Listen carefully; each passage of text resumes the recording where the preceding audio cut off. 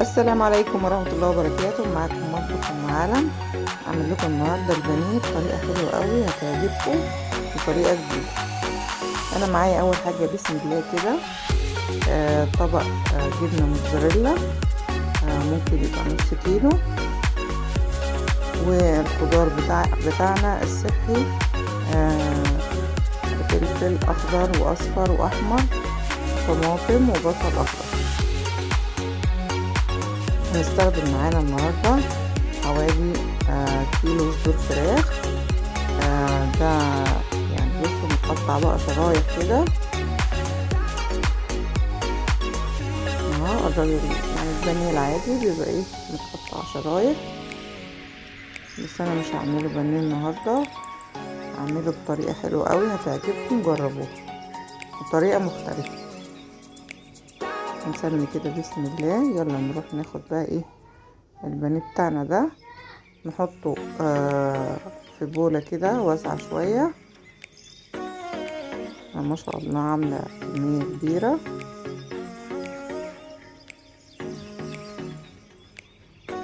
وناخد بقى التوابل معانا. التوابل النهاردة ملح، زعتر، كزبرة، فلفل اسود، عايزين تحطوا بابريكا عايزين تحطوا، بس انا اكتفيت بالزعتر والكزبرة والفلفل الاسود والملح طبعا. نجيبهم بقى ونحطهم.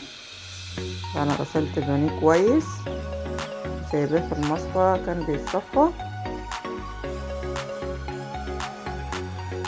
دلوقتي بقى نحاول ايه نقلب الكمية كلها اللي معانا كده. انا دوبك حطيت بس ايه معلقة ملح على الكيلو. اهم حاجة نبقى نخلي التوابل تبقى كلها مالية البانيه بالشكل ده، ونسيبه جنبنا كده يرتاح شوية لغاية ما نخلص تقطيع الخضار.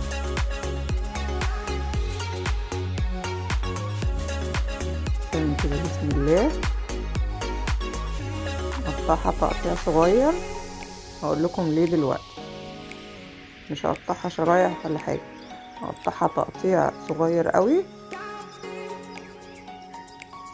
قد ما تقدروا. قطعوها صغير كده زي السلطة، واصغر كمان من تقطيع السلطة، زي ما انت حابة بقى تحطي الخضار اللي عندك. تحطي مشروم، ممكن في ناس بتحط سبانخ مع الاكلة دي. مفاجأة والله يا جماعة، طلعت حكاية. عايزين تحطوها في الفرن تحطوها، او تشووها على النار في الجريل برضو ماشي الحال، بس بنوطي النار عليها شوية وهي على الجريل على النار.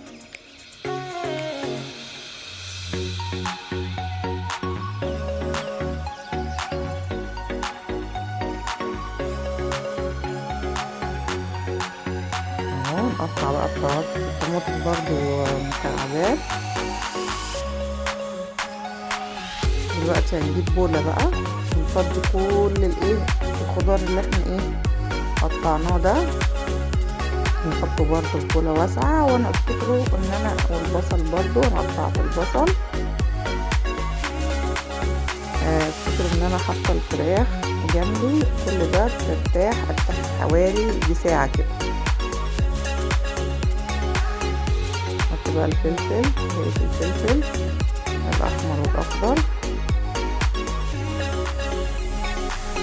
نحط الطماطم. بصوا الالوان بجد حلوة قوي. نحط بقى نص كيلو جبنة موتزاريلا ده، نحاول نفكه كده من بعض عشان انا جايباه من التلاجة.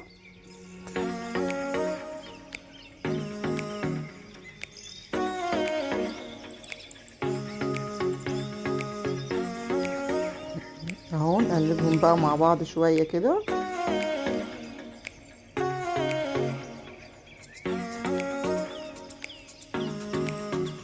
وعندي معلقة ملح صغيرة عشان الخضار بتاعنا يبقى حقيق كده وحلو.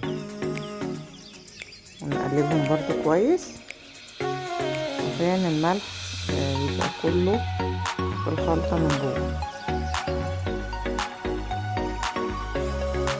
نجيب عندي بقى ايه البانيه بتاعنا. انا هستخدم اكياس التلاجة علشان هدق عليها البانيه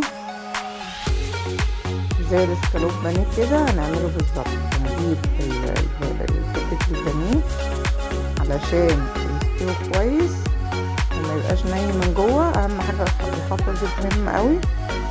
نحطه كده ونحط عليه كيس اهو بالمنظر ده كده. واي حاجة تقيلة بقى معانا، انا عندي ايد الهون هنا كده دقيت بيها وبفردها.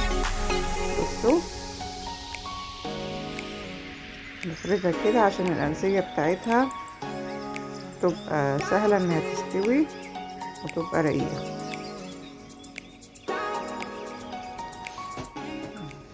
كل ما رفعنا البانيه بتاعنا كل ما هناخد طريقة يعني نتيجة حلوة، وفي نفس الوقت هتستوي معانا.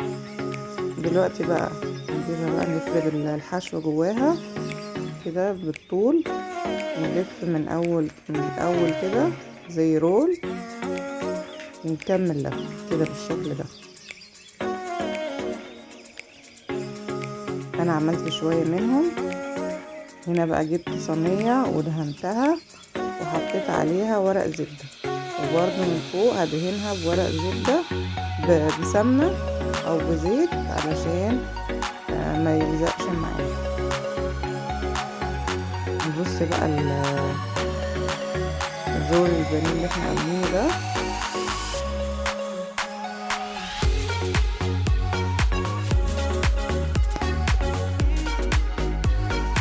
نبصهم كده اهو ونسيب مسافة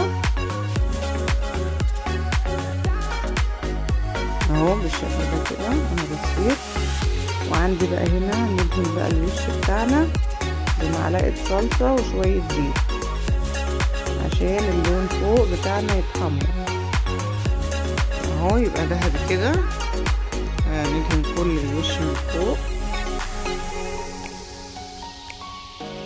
اهو. ما تنسونوش بقى في اللايك، واللي اول مرة يشوفني يعمل لي اشتراك ويفعل معانا الجرس. بس تعملوا اللايك كده عند تاني دقيقة وتالت دقيقة.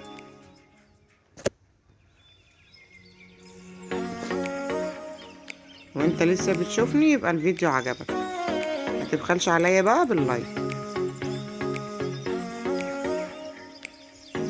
خلاص دلوقتي بقى اهو طلع معانا، وكمان نزل السمنة بتاعته. بصوا بقى يعني مش محتاج اي حاجة تاني، والكاميرا كمان ظلمة. الجبنة من جوه سايحة، وكمان يعني الطعم حكاية، جربوها يعني.